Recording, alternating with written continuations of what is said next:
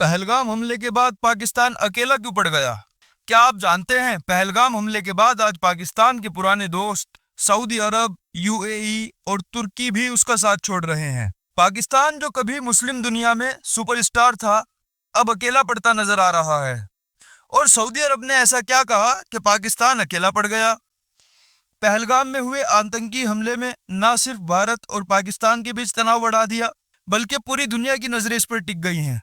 लेकिन चौंकाने वाली बात यह है कि इस बार पाकिस्तान के पुराने दोस्त जैसे सऊदी अरब, यूएई और तुर्की उसका खुलकर साथ नहीं दे रहे हैं। आखिर ऐसा क्यों हो रहा है? क्या पाकिस्तान सचमुच अकेला पड़ गया है? और भारत इस मौके पर क्या कर रहा है?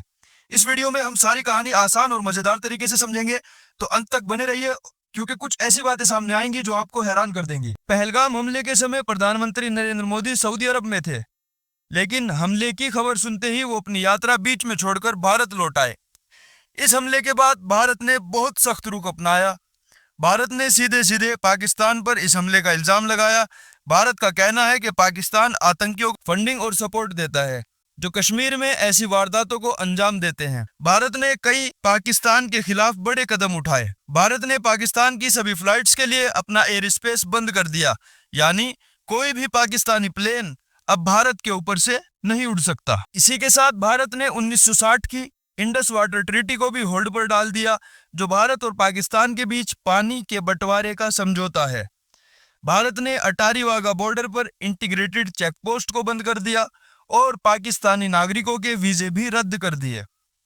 और सबसे अहम बात, आर्मी को फ्री हैंड मिला है।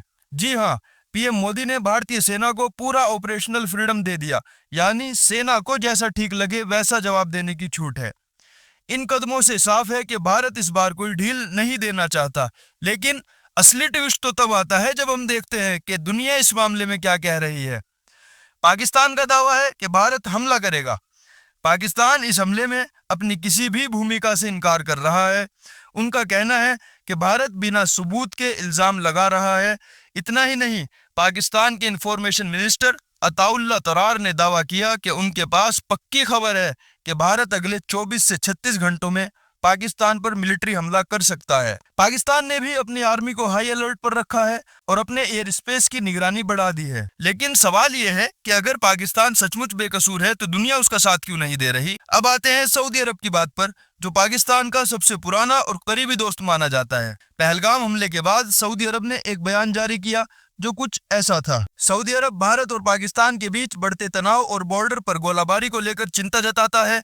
हम दोनों देशों से कहते हैं कि वो संयम बरते, तनाव को और ना बढ़ाएं और डिप्लोमेटिक तरीके से इस मसले को सुलझाएं। ये बयान सुनकर पाकिस्तान को शायद झटका लगा होगा, क्योंकि सऊदी अरब ने ना तो पाकिस्तान का खुलकर समर्थन किया और ना ही भारत को दोषी ठहराया, बल्कि सऊदी ने दोनों देशों को बराबर की सलाह दे दी। और तो और, जब पहलगाम हमला हुआ तब पीएम मोदी सऊदी अरब में ही थे। क्राउन प्रिंस मोहम्मद बिन सलमान ने हमले की निंदा की और भारत को हर तरह की मदद देने की बात कही। ये बात साफ करती है कि सऊदी अरब इस बार पाकिस्तान के साथ नहीं खड़ा है। आप सोच रहे होंगे ये पाकिस्तान के लिए बड़ा झटका क्यों है? इसका बैकग्राउंड समझिए। सऊदी अरब पाकिस्तान को अब तक $4 अरब का बेल आउट पैकेज दे चुका है। हर बार पाकिस्तान की अर्थव्यवस्था जब डूबने लगती है तो सऊदी अरब मदद के लिए आगे आ जाता है। लेकिन इस बार इंडिया की बढ़ती इकोनॉमिक पावर के आगे सऊदी भी सोच समझकर चल रहा है। सऊदी अरब के अलावा यूएई और तुर्की जैसे देशों ने भी पाकिस्तान को निराश किया। यूएई के प्रेसिडेंट शेख मोहम्मद बिन जायद अल नहयान ने पीएम मोदी से फोन पर बात की और पहलगाम पर हुए हमले की निंदा की। यूएई ने भी पाकिस्तान का खुलकर साथ नहीं दिया। यूएई ने 2019 में जम्मू कश्मीर से आर्टिकल 370 हटाए जाने पर भी भारत का साथ दिया था, जब पाकिस्तान इंटरनेशनल प्लेटफॉर्म पर अकेला चिल्ला रहा था। यूएई और भारत का व्यापार 2023 और 2024 में $85 अरब तक पहुंच चुका है और दोनों देशों का टारगेट है इसको $100 अरब तक पहुंचाना। पाकिस्तान इस रेस में कहीं भी नहीं है। वहीं तुर्की के राष्ट्रपति रिसेप तैयब उर्दुगान ने भी ऐसा कोई बयान नहीं दिया जिसमें वो पाकिस्तान का खुलकर समर्थन करते दिखे। कुछ खबरों में ये भी कहा गया कि तुर्की ने पाकिस्तान को हथियार दिए, लेकिन तुर्की ने इन खबरों को सिरे से खारिज कर दिया। तुर्की का नाम सुनते ही याद आता है एर्दोआन, जो कश्मीर पर बार बार पाकिस्तान का पक्ष लेते रहते हैं। लेकिन इस बार तुर्की ने हथियार सप्लाई की अफवाहों को नकार दिया और खुलकर कोई बयान भी नहीं दिया।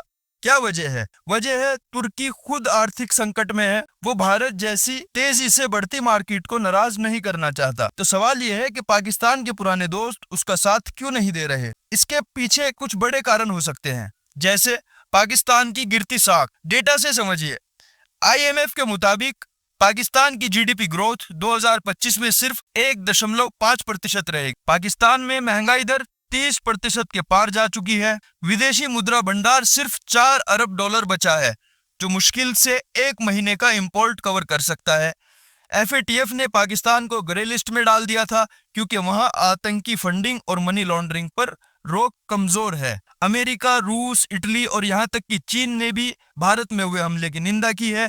ऐसे में कोई भी देश खुलकर पाकिस्तान का साथ देने से बच रहा है, क्योंकि आतंकवाद के खिलाफ पूरी दुनिया एकजुट है। भारत की बढ़ती ताकत। भारत आज दुनिया में एक बड़ा प्लेयर बन चुका है। इसकी इकोनॉमी, मिलिट्री पावर और डिप्लोमेटिक रसूख पहले से कहीं ज्यादा है। सऊदी अरब, UAE जैसे देश भारत के साथ अपना व्यापारिक और रणनीतिक रिश्ते को मजबूत करना चाहते हैं।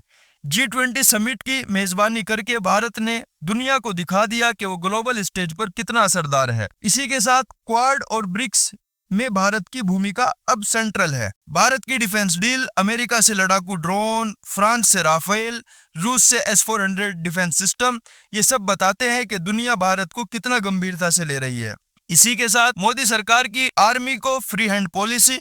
पुलवामा हमले के बाद भारत ने बालाकोट एयर स्ट्राइक की थी। अब पहलगाम के बाद PM मोदी ने फिर सेना को पूरे ऑपरेशनल फ्रीडम दे दी है। यानी अगर पाकिस्तान सीमा पर गड़बड़ी करता है तो भारतीय सेना जवाब देने के लिए पूरी तरह स्वतंत्र है। इसी के साथ दुनिया को साथ लेना। इस पूरे मामले में भारत की डिप्लोमेसी ने कमाल का काम किया है। विदेश मंत्री S जयशंकर ने कई देशों के मंत्रियों से बात की और पहलगाम हमले को लेकर भारत का पक्ष रखा। अमेरिका के विदेश मंत्री मार्को रूबियो ने भारत और पाकिस्तान दोनों से तनाव कम करने की अपील की, लेकिन उन्होंने हमले की निंदा भी की और पाकिस्तान से इसकी जांच में सहयोग करने को कहा। कुवैत, कतर और स्लोवेनिया जैसे देशों ने भी हमले की निंदा की और भारत के साथ एकजुटता दिखाई। लेकिन दोस्तों, अब एक बड़ा सवाल सामने आता है। अगर पाकिस्तान के दोस्त उसका साथ नहीं दे रहे तो क्या ये तनाव और बढ़ेगा? पाकिस्तान ने कहा अगर भारत ने कोई मिलिट्री एक्शन लिया तो वो भी जवाब देगा।